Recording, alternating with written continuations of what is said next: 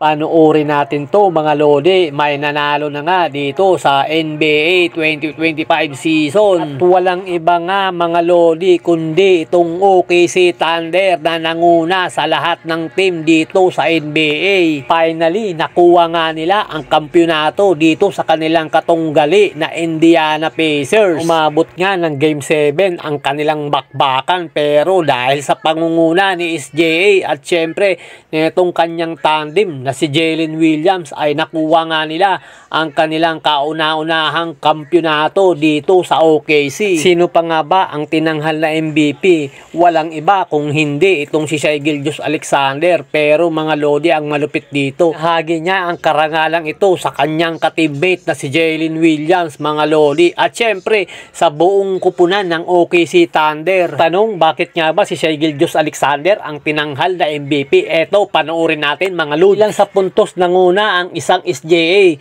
bagkos inimvolve niya rin ang kanyang mga teammates sa kanilang opensa dahil hinayaan niya itong gumawa ng diskarte at tumira. Isa nga itong si Lodort sa napakalaki ang kumpiyansa. Biruin mo, tumira ito ng malayo sa 3-point para i-beat ang buzzer beater mga lod. Siyempre, hindi mawawala ang isang Jalen Williams na malaki ang naitulong sa kanya, mapadepensa o opensa. Dito nga sa isang atake ni Jalen Williams, kahit dala-dalawa ang umarang sa kanya, nagawa niya pang mag-hang time at maipasok ang bola. Kakabilib talaga, diba? Siyempre, kapag si Shai Gilgeous-Alexander ang may dala ng bola, asahan mo na marami nga harang sa kanya para pigilan siya. Pero pag hindi umubra ang atake niya, siguradong may second option siya. Dito nga, kinik out niya ang bola kay Jalen Williams sa 3-point territory at boom, pasok yun mga lodi. So, kalawak ang court vision ng isang Shai Gilgeous-Alexander mga lodi. Kung court vision lang pag-uusapan, hindi pa uhuli dyan si Jalen Williams. Napakalayong pasa ang binitawan niya rito papunta kay Shelf Home Greens para sa isang monster slam dunk. Alam niya na hindi to kayang sabayan ng isang Andrew Nembhard, kaya binigay niya agad ang bola dito mga lod. Hindi naman siya dito binigo ni Shelf Home Greens. Siyempre, hindi nila ito makukuha ang kampyonato kung hindi sa tulong netong kalbo.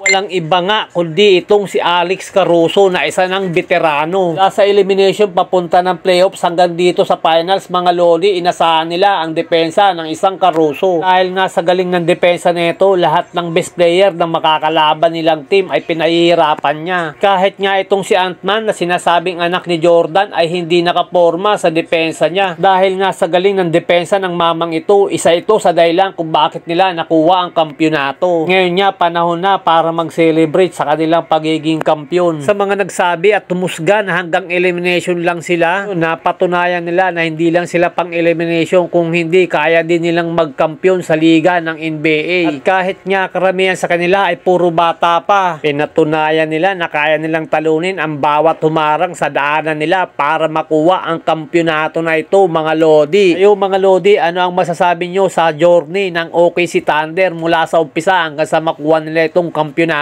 I-comment nyo na yan dyan mga lods.